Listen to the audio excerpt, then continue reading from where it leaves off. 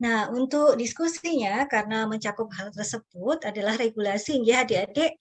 Jadi yang regulasinya untuk rumah sakit kemarin juga sudah dijelaskan ya Permenkes nomor berapa untuk yang puskesmas.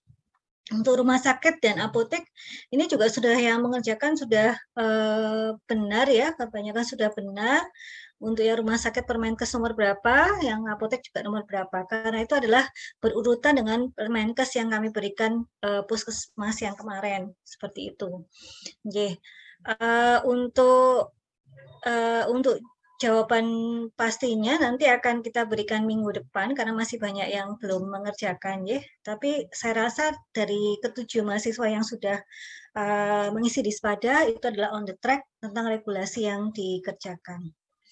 Kemudian untuk assessment adik-adik itu juga adik-adik selain dasar regulasi itu adik-adik adalah menulis apa sih tahapan apoteker dalam melakukan PIO. Pada dasarnya sudah benar gitu yang dilakukan. Cuman ada yang kalimatnya bolak-balik gitu ada yang sudah runtun dan sebagainya. Ya, ini kita mulai belajar menulis adik-adik karena semester depan adik-adik sudah mulai skripsi ya, semester depan ya, sudah mulai skripsi. Sehingga kalau skripsi itu tujuan akhirnya adalah adik-adik meramu benang merah dari hulu ke hilir mata kuliah yang sudah adik-adik kerjakan. Seperti itu. Nah, ini nanti tahapan apoteker dalam melakukan PIO itu apa sih? Nah, itu nanti akan kita pelajari hari ini. Terus kemudian dalam lanjutan wawasan PIO dan konseling. Kemudian yang kedua adalah untuk pengetahuan dan keterampilan yang diperlukan di dalam pelayanan PIO dan konseling. Itu pengetahuan dan keterampilannya apa saja. Nah, karena kemarin kita sudah banyak bahas, itu juga sudah on the track gitu. Cuman penjelasannya itu yang kadang masih luar biasa gitu Jadi benang merahnya itu entah kemana, itu juga masih ada lah. Nanti tolong dibaca lagi. Dan referensi adik-adik yang digunakan adalah adik-adik juga karena PIO itu ada suatu informasi yang diberikan adalah harus yang jelas sumbernya dan kredibel, maka referensi yang digunakan adalah referensi yang kredibel pula. Meskipun kita belum belajar tentang critical appraisal, tapi kita mulai perlahan demi perlahan menuju ke sana. Yaitu kita mulai dengan referensi yang digunakan adik-adik, itu banyak sekali style yang digunakan. Ada apa style, ada Harvard style, dan sebagainya. Nah, salah satu yang banyak digunakan adalah apa style. Nah, itu adik-adik ada yang sudah tepat, ada yang belum. Maka akan kita bahas hari ini. Ini untuk apa style adik-adik? Ya, saya harapkan peran aktif adik-adik ya, karena ini studi kasus. Apa style adalah seperti ini. Jadi adik-adik nanti bisa masuk ke webnya apa style ya adik-adik. Jadi ini adalah websitenya dari apa style. Nanti ada pedomannya ya dalam bentuk PDF. Seperti itu. Adik-adik tinggal masuk ke sana. Nanti akan ada contoh-contohnya seperti itu. Hari ini besok pagi ya. Besok pagi akan saya berikan materi kuliah 3 hari ini. Setelah menunggu studi kasusnya daripada adik-adik dikumpulkan semuanya. Untuk apa style, ini adalah websitenya. Adik-adik bisa mengunjungi website tersebut. Terus kemudian secara garis besar ada 3 sebenarnya untuk penulisan, yaitu pertama adalah buku, tesis, atau proceeding seminar. Yang kedua adalah periodical, seperti artikel dari koran, majalah, atau jurnal, itu bisa digunakan adik-adik. Asalkan sumbernya adalah kredibel. Terus kemudian contohnya BPOM. BPOM itu secara periodik juga mengeluarkan majalah. Buletinnya Balai POM. Itu bisa kita gunakan karena sumbernya kredibel. Terus kemudian dari web pages. Ini juga adik-adik akan banyak mengunjungi web pages, seperti contohnya adalah punyanya WHO, CDC, Kemenkes, dan sebagainya. Nah, itu adik-adik bisa gunakan. Format dasarnya seperti apa? Format dasarnya pertama adalah nama penulis atau pengarang. Terus kemudian tahun terbit, judul. Terus kemudian kalau ada anak atau subjudul boleh. Edisi keberapa, kota terbit, negara, Terus kemudian apabila negara bagian singkatannya boleh, terus penerbitnya apa. Kurang lebih seperti itu secara prinsipal. Cuma nanti ada banyak detailnya sebenarnya terkait dengan buku, tesis, ataupun proceeding seminar ini adik-adik sekalian. Contohnya kalau pengarangnya 5 ya harus dituliskan semua. 5 atau kurang harus dituliskan semua.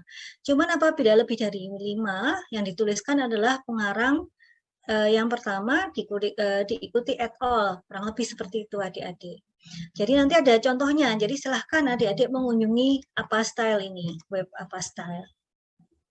Demikian juga ada jurnal adik-adik, itu ada banyak juga. Secara format dasar adalah hampir sama adik-adik, cuman biasanya kalau ini ada tambahan, biasanya adalah doi adik-adik. Jadi doi itu adalah suatu indexing ya, suatu indexing spesifik untuk suatu artikel tertentu. Jadi apabila suatu jurnal itu menerbitkan suatu artikel, maka artikel itu akan diregisterkan atau didaftarkan dan akan mendapatkan nomor doi. Dan itu sebaiknya dituliskan juga. Seperti itu adik-adik sekalian. Nah, untuk WPJS juga hampir sama. Yang membedakan untuk WPJS ada alamat URL-nya. Ya, URL-nya apa? Itu harus dituliskan. Seperti itu. Oke. Nah, ini seperti ini adik-adik. Sampai di sini ada pertanyaan belum?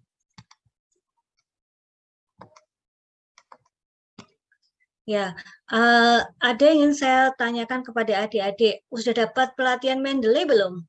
Dari Prodi, dari lab? Belum ya. Jadi mungkin akhir semester ini, biasanya akhir semester ini sebelum atau awal semester depan, adik-adik kan sudah mulai mengeskripsi semester depan. Nah, itu biasanya ada pelatihan dari Prodi untuk penulisan referensi dengan menggunakan Mendeley System gitu. Nah, untuk dari Mendeley, nanti adik-adik seperti apa style, Harvard style dan sebagainya, atau Vancouver gitu ya. Itu adik-adik nggak perlu yang namanya melakukan manual, penulisan manual. Secara sistem itu bisa. Nah, tiba-tiba itu keuntungannya seperti ini. Mamanya adik submit ke jurnal A gitu.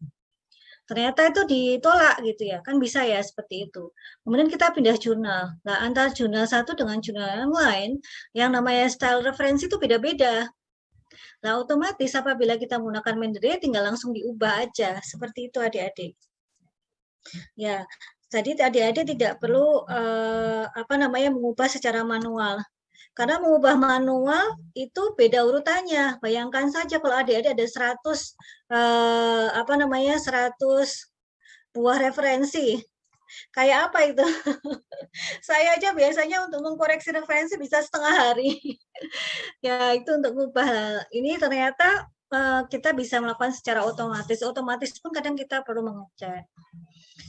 Nah, kemudian itu adalah apa style adik-adik sekalian. Nah, kemudian adik-adik sekalian, tadi kan ada pertanyaan nih. Mungkin adik-adik bisa menjelaskan ya. Kita kan diskusi aja. Apa sih tahapan apoteker dalam melakukan PIO? Ada yang bisa menerangkan?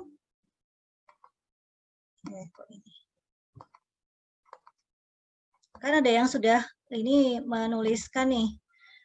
Apa sih tahapan apoteker dalam melakukan PIO? Monggo.